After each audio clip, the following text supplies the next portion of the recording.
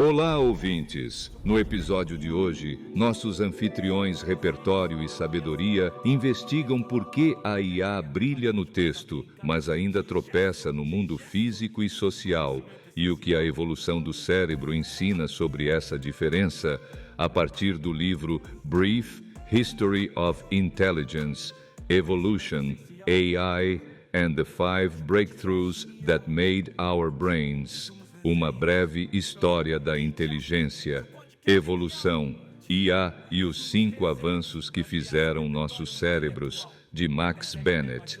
Um papo direto sobre os 5 grandes avanços que moldaram a mente humana e a pergunta que fica no ar. Estaria chegando um sexto? Ajuste o volume e vamos nessa. Olá! Hoje a gente tem uma exploração bem fascinante pela frente, viu? Sobre inteligência. A nossa e a artificial.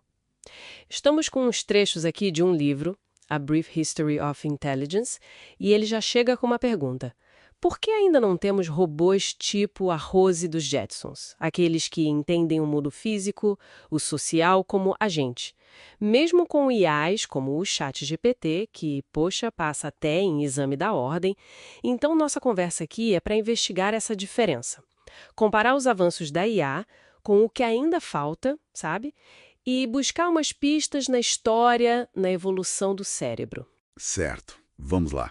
Exatamente. O material começa justamente aí, dizendo que o problema da Rose não é só mecânico de construir o robô, é intelectual. Tarefas que pra gente são simples, né? Sei lá, carregar a lava-louças. Isso exige uma compreensão do mundo que a IA ainda bem não domina totalmente. Pegar as coisas com cuidado, não quebrar. E é uma montanha-russa mesmo essa história da IA, né? Expectativas lá em cima. Lembro de ler sobre os anos 60, o Minsky achando que em poucos anos teríamos IA a nível humano. Depois veio o hype dos sistemas especialistas nos 80, e agora esses modelos de linguagem gigantescos, os LLMs, tipo GPT. A pergunta continua.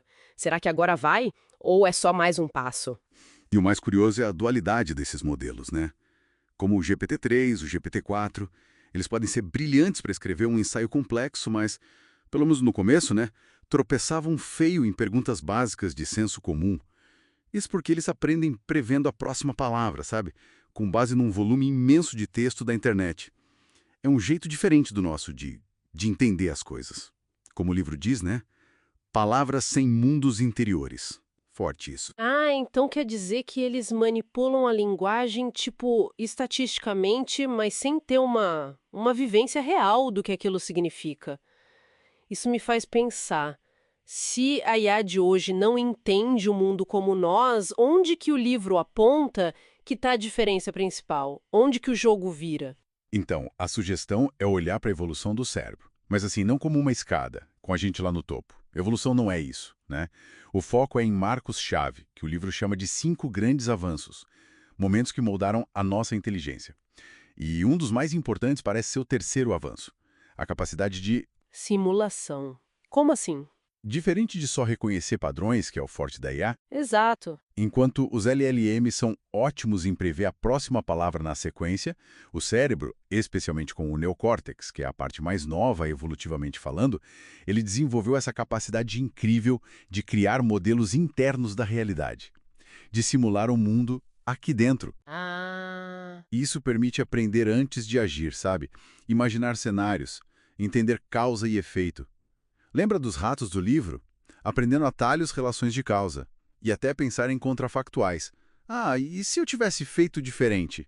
Aí ainda não chegou lá nesse nível. Caramba, faz todo sentido. Essa simulação explicaria por que a gente lida melhor com o aprendizado contínuo, né? Enquanto a IA sofre com aquele tal de esquecimento catastrófico, tipo, quando aprende algo novo, esquece o velho. A gente usa a simulação para encaixar a informação nova no nosso modelo de mundo. Precisamente. Até organismos bem simples, como os vermes nematóides que o livro cita, têm neurônios que se adaptam direto. Parece que a biologia desde cedo criou mecanismos flexíveis de aprendizado, como o aprendizado por reforço, que é o avanço número 2, aprender com tentativa, erro, recompensa. Talvez falte essa robustez nas IAs de hoje, que dependem mais de um monte de dados já prontos. Entendi. E mesmo o GPT-4, que dizem que melhorou muito no raciocínio usando aquelas técnicas tipo chain of thought, que é forçar ele a explicar o passo a passo, mesmo assim não é uma simulação interna de verdade, é mais um truque linguístico. Pelo que o material indica, sim. Ele aprende a imitar a forma como o raciocínio lógico aparece nos textos que ele leu, mas não necessariamente constrói um modelo causal interno do mundo, baseado em física e experiência, como o nosso cérebro parece fazer com a simulação, o tal avanço 3. Então, para resumir a visão do livro, a IA deu saltos gigantescos em tarefas específicas, em linguagem, sem dúvida. Mas a inteligência humana parece ter outras bases, sabe? Construídas ao longo de, nossa, bilhões de anos.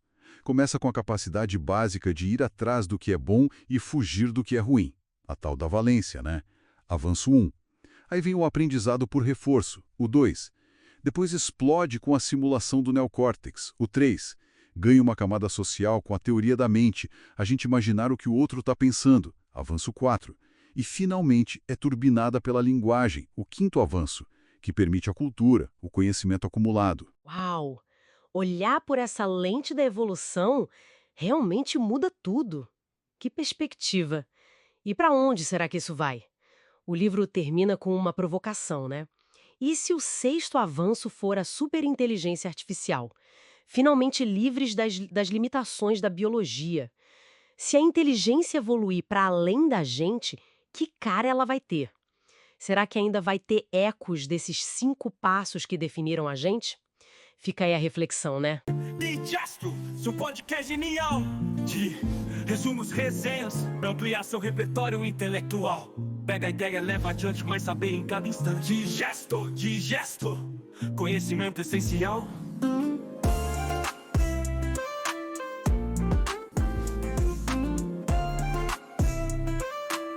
Conhecimento essencial. Seu podcast genial de resumos, resenhas, pra ampliar